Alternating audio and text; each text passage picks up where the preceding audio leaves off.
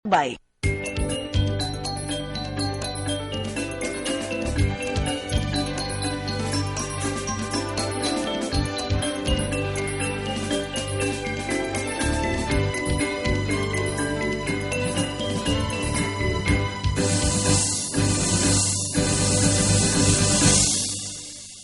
Pulau Bali masih memiliki daya tarik bagi wisatawan Australia untuk dikunjungi setiap tahun. Hal itu dibuktikan pada tahun 2015 lalu, wisatawan Australia ke Bali menembus 1,4 juta orang.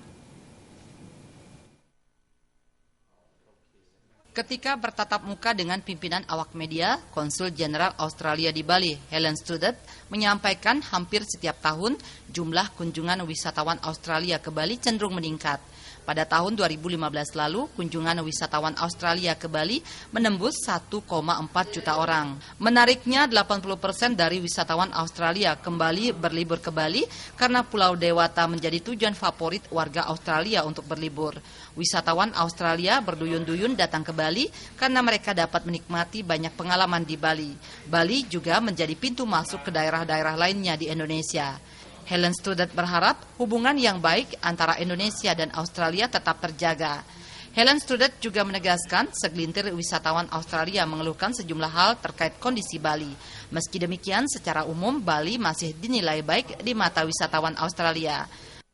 Australians still love to travel to New Zealand, but I was surprised, I have to say, just in the fact that our tourist exchange numbers have grown quite slowly.